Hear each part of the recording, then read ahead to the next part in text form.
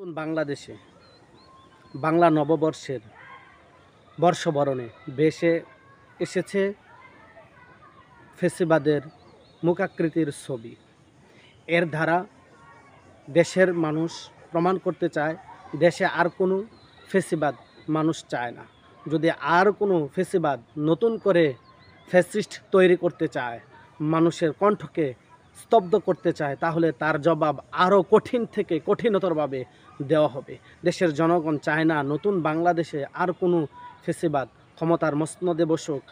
দেশের জনগণ চায় এমন একজন মানুষ ক্ষমতার মসনদে আসবে যার কাছে দেশ নিরাপদ থাকবে, দেশের জনগণ নিরাপদ থাকবে, দেশের প্রত্যেকটা নাগরিক যার যার অধিকার, ন্যায্য অধিকার ফিরে পাবে। সকলে উন্মুক্ত ভাষায় উন্মুক্ত কণ্ঠ ছেড়ে কথা বলতে পারবে, প্রতিবাদ করতে পারবে, কণ্ঠ চেপে ধরা হবে না। তো আমরাও এই নববর্ষে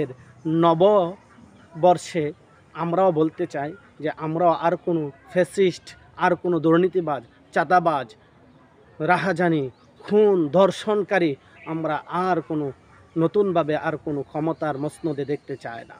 আমরা বারে বারে গণ অভ্যুত্থান আর করতে চাই না, সংগ্রাম আর করতে চাই না।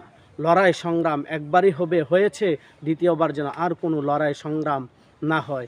তাহলে বন্ধুরা, কমেন্টের বক্স কিন্তু ফাঁকা আছে, এই কমেন্টের ফাঁকা বক্সে আপনি কিন্তু আপনার উত্তরটা দিয়ে যেতে পারেন। আপনি কেমন বাংলাদেশ চান?